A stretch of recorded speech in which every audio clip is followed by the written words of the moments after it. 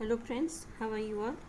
In the previous video we have to be learn about in chapter number 16 economic liberalization. There is a three different policies should be implemented by government in the year 1991 to get strengthen economic development, and we have to be in the previous video we have to be studied about the economic liberalization.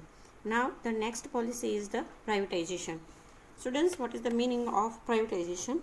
So privatization means the process in which ownership and management of industrial units under state control is handed over or transferred to the private sector is called privatization. It means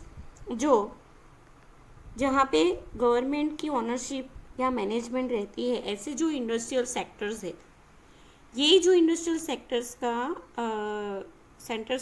industrial sectors जो government अपने honour में चलाते हैं, तो ऐसे जो units है उसको प्राइवेट सेक्टर के हाथ में दे दिया जाए, यानी कि उसका मैनेजमेंट और ऑनरशिप दोनों जो चीज़ है वो प्राइवेट सेक्टर्स को दे दिया जाए. That is known as a privatisation. चलो इसकी मेथड कैसे होगी? तो firstly those areas which are reserve for public sectors are open for the private sector.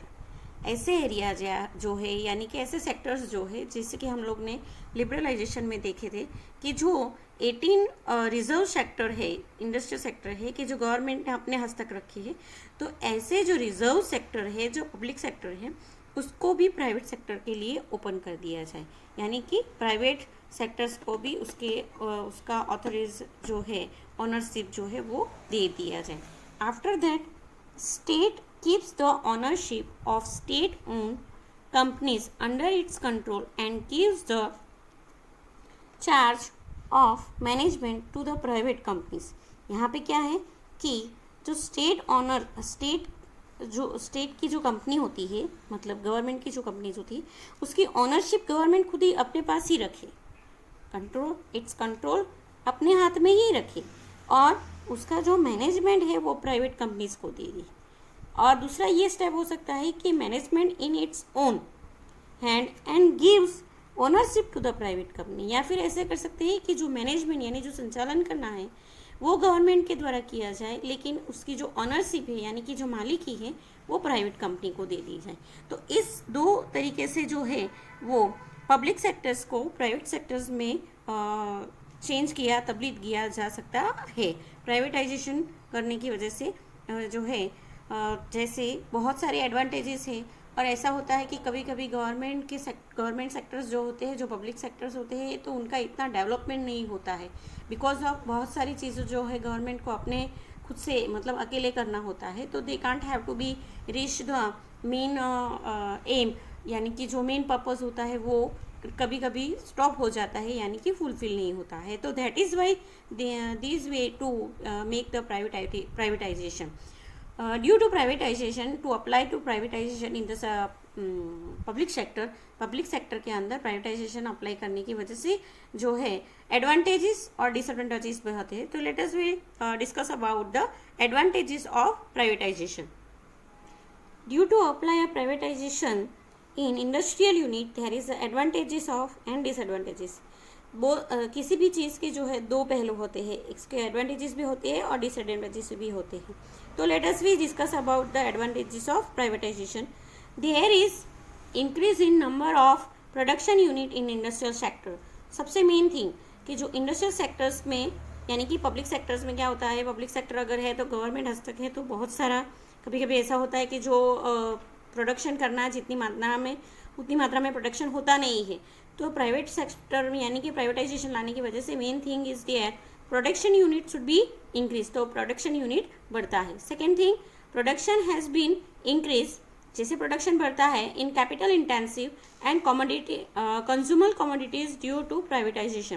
Privatisation की वजह से क्या होता है कि जो प्रोडक्शन हैज़ बीन इंक्रीज कहाँ पे बढ़ता है? कैपिटल इंटेंसिव में. कैपिटल इंटेंसिव यानी जो लॉन्ग टर्म ड्यूरेशन के लिए जो यूनिट्स इंडस्ट्रियल में लॉन्ग टर्म के लिए जो कैपिटल चाहिए वो तो बढ़ती ही है, एस एम एस कंज्यूमर कमोडिटीज़. कंज्यूमर यानी कंज्यूमर यानी हम लोग जो डेली कंज्यूमर यानी डेली जो कमोडिटीज हम लोग यूज करते हैं घर पे, तो ऐसी जो चीज होती है they both are increase. Working capacity of public sector has improve due to privatization of public sector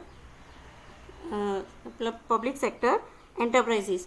public sector enterprises में क्या होता है कि प्राइवेट सेक्टर में जो वर्किंग कैपेसिटी होती है लोगों की, पब्लिक सेक्टर होने की वजह से पहले क्या होता था कि काम जो है इतनी मात्रा में होता नहीं, लेकिन प्राइवेट सेक्टर प्राइवेटाइजेशन लाने की वजह से जो वर्किंग कैपेसिटी है लोगों की, काम करने की जो क्षमता होती है वो इम्प्रूव यानी कि सुधर सकती है. Now disadvantages of privatization. Disadvantages यानी कि इसके गैरलाभ क्या है. तो सबसे पहले economic power has centralize as a result of privatization because of which evil of monopoly has increase. Economic power जो है, सबसे पहले मेन प्राइवेटाइजेशन में मेन चीज़ क्या देखी जाती है कि पैसा. सेंटर में क्या चीज़ है, मनी. तो मनी पे ही यानी कि इकोनॉमी पे ही ज़्यादा ध्यान दिया जाता है, जिसकी वजह से मोनोपोली जो है वो बढ़ जाती है. यानी कि उनकी अपनी जो मतलब ईगोनेस जो मोनोपोली यानी जैसे हर एक चीज़ में जो मोनोपोली की जाती है कि भाई वी आर द बेस्ट, हम ही श्रेष्ठ है, ये जो भावना होती है वो कहीं ना कहीं बढ़ जाती है. Cottage industry have not develop properly due to privatization. Privatization जो है वो छोटे जो कॉटेज इंडस्ट्री यानी छोटे उद्योग जो है उसके लिए डेवलपमेंट में ये जो मेथड है, ये जो पॉलिसी है, that should be a not a very useful. Only a large industries have been benefited. इसमें जो लार्ज इंडस्ट्रीज है वो ही ज़्यादा बेनिफिटेड हैं. प्राइस, तो यहाँ पे सबसे पहले तो क्या है, मोनोपोली बढ़ती है. And here is a cottage industry should have not developed properly. This is only for a large industry. Okay, cottage industry should be not suitable for it. Next is price have not remain under control due to the privatization. This has lead to problem of price rise. जो price होती है यानी कि production ज़्यादा होता है, जो price होती है वो भी ऐसे मानो कि गवर्नमेंट सेक्टर है, प्राइवेट पब्लिक सेक्टर है तो गवर्नमेंट के द्वारा प्राइस तय की जाती है. लेकिन प्राइवेट सेक्टर में जैसे ओनरशिप जो होता है, जिनकी मालिकी होती है, वही प्राइस डिसाइड करते हैं. तो प्राइस डिसाइड यानी कि जो उसकी प्राइस जो डिसाइड करनी होती है उसके ऊपर कंट्रोल नहीं रहता है, और जिसके वजह से प्राइस राइज यानी कि ज़्यादा प्राइस बढ़ने की जो मार्केट के अंदर जो रहता है कि ज़्यादा प्राइस बढ़ जाती है, और जिसकी वजह से मंदी यानी कि इन्फेक्शन जो सिचुएशन होती है ये सब जो है क्रिएट होती है. तो ये कहीं ना कहीं प्राइवेटाइजेशन जो है वो हर एक सेक्टर के लिए कारगर नहीं है. लेकिन फिर भी हम लोग देखते हैं कि आज जैसे इकोनॉमी डेवलपमेंट, हर एक जो डेवलपमेंट कंट्री है that should B do the privatisation. Mostly private sectors जो है उसको ज़्यादा प्राधान्य देते हैं. Thank you.